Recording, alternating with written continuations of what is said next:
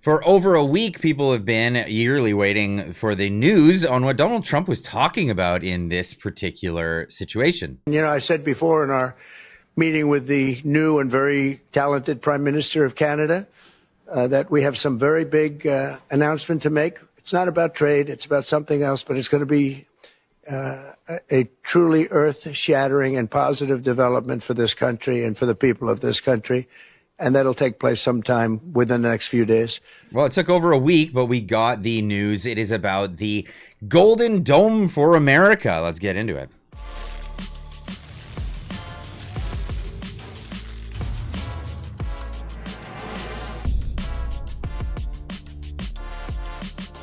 Ladies and gents, welcome back. Like I said, it was over a week. We got the teaser, and many people were saying that it was about prescription meds, but that had nothing to do with Canada.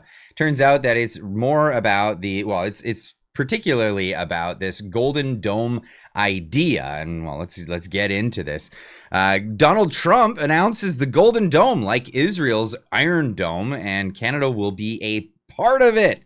So if you're not familiar, the Iron Dome is the missile defense system that Israel has around its country. So if any missiles or any projectiles come flying into the country, their missile protection apparatus will take care of it. They call this the Iron Dome. Now, America is going to have the Golden Dome because we're in the golden era of Donald Trump. And it's funny. It's comical. I love it. Just if you don't like it, get used to it. It's going to be a lot of this for the next few years. It's funny. I promise the American people that I will build a cutting-edge missile defense shield to protect our homeland from threats of foreign missile attack. Canada has called us and they want to be a part of it. The architecture has been selected and will include space-based sensors and interceptors. It will be done during Trump's term. They're going to fast track through this. They're going to make sure that this gets put together. This is incredibly transformational to North America and will unleash a huge economic and new tech development. Wow, this is great. And actually, this is really good news. This is really good news for the safety of the continent. Let's just be honest about this. This will protect Canada. This will protect the United States and Mexico for the most part, just by proxy, just by being there around America, and it's being protected. Now, Ryan Garrettson on X pointed this out. Canada called us. As usual, we help Canada, says Donald Trump. And this is, it sounds very lackluster. It's because it probably is. I think America is a little tired of footing the bill for Canada's defense. Canada makes promises, but they don't tend to live up to those promises. And here's Donald Trump's, I would say, a little bit of a dig during this conference. I am pleased to announce that we have officially selected an architecture for this state-of-the-art system that will deploy next-generation technologies across the land, sea, and space, including space-based sensors and interceptors. And Canada has called us, and they want to be a part of it. So we'll be talking to them. They want to have protection also. So as usual, we help Canada do the best we can. As usual, we help Canada, and this is where we're at with this. Now, this is an amazing missile defense system, and it would be, again, beneficial to everyone around. And this is why I think Donald Trump had that sort of reaction there. Canada is not a very good, reliable partner when it comes to spending money. Let's just be honest. Canada is no stranger to spending money. The administration of the Liberals were voted back in to spend more money again, as the Trudeau Liberals for 10 years spent astronomical amounts of money, but never anything on anything tangible. It's always been on services rendered, never on infrastructure built. So this is what we have to look forward to for another 4 years, likely, as the Liberals look like they are pushing for a majority in the vote counting, as we have seen lately, but I digress on that one. That's for another video altogether, absolutely. But let's get into more of this. Now, I put this on X saying, for the safety of the United States of America and her citizens, I would not recommend having Canada as a partner in the Golden Dome. I don't think Canada should be trusted with security when it is, in fact, a security threat to the United States of America. This is accurate. I believe this to be accurate. Now, I got a little bit of pushback, people pointing things out to me on X, of course, using Grock. So Grock, here's Grock saying, the Golden Dome is a $175 billion U.S. missile defense system announced by Trump on May 20th, 2025. To counter hypersonic and other missiles, Canada is interested in contributing, likely in sensor research as part of U.S. and Canada defense ties via NORAD. Claims of Canada as a security threat often cite drug trafficking and border issues, but these are shared challenges, not direct threats. Economic tensions like the U.S. tariffs are political, not security-based, not credible.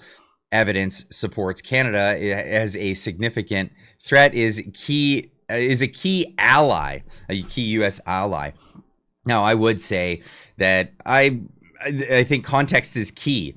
Now, in Canada, the administration is compromised. I would argue absolutely across the board, and it doesn't matter the infrastructure, all of the infrastructure across Canada. Whether you're talking RCMP, border security, you're talking politicians at every single level, British Columbia at the provincial level, likely municipal levels, and also federal at the federal level.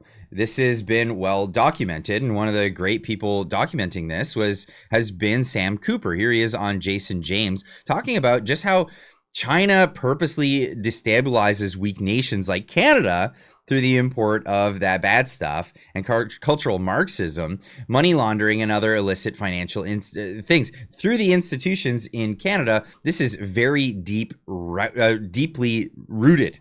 In terms of, using international Chinese mafias to target governments, especially, weaker governments. And unfortunately, Canada, I believe, is now falling into that, South Pacific Island zone where China is trying to tune, as, one of my Pentagon friends said, tune their operations of how far can they bring countries like Canada or countries like Palau or, some of these other South Pacific Islands, African nations, into the orbit of Beijing through using illicit financial channels, both to fund, election interference operations, to boost Chinese trade, which is their goal, of course, to take down the United States. They would have to have an equal or greater economy.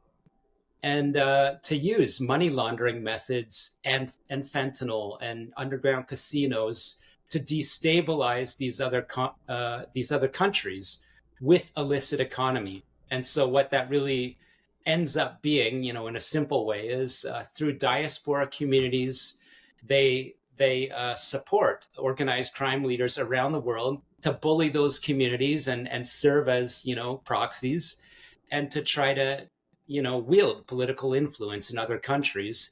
And of course, they allow them and combine with them in their organized crime, drug dealing and money laundering activities. So this would tell me that Canada is absolutely a compromised nation. So including them in a security pact would, I would say, not be recommended. Now, of course, Canadian territory would be a recommended thing. Now, of course, we just have to look at who's sending the rockets into Israel and see who's congratulating Western influences. Ryan Garrettson pointing out here that Hamas thanked these guys today. When a terrorist organization thanks your leaders of your country, I would consider that a problem. But yes, it's about Canadian territory being utilized here, and this is what needs to not be overlooked here. Now, again, some more pushback on my original tweet. And without Canada, NORAD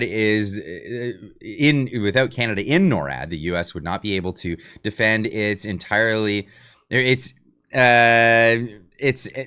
from Russian missiles if they came over the Arctic. Now, I did point out, you mean without the use of Canadian territory. The United States is really looking at the use of Canadian territory here. Canada couldn't shoot down a Chinese balloon without the aid of the U.S. Canada, as a government or a group of people, is hardly a part of the equation here. It's more about having permission to use Canadian territory. I think that's really, at the end of the day, what's happening here, because without Canadian territory, they won't be able to establish these outposts for this.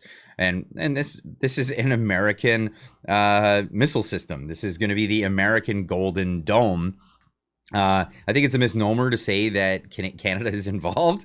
Canada is going to benefit. That's what's going to happen, is Canada is going to benefit from this missile defense system. How much will Canada contribute to this? Well, if the record shows, and with the administration that's in place now, probably hardly any. I'd love to hear what you have to say in the comments down below. Tell me if I'm wrong. Am I completely wrong in this? Canada's going to get behind this? Or do you think that I'm accurate? That Canada shouldn't be...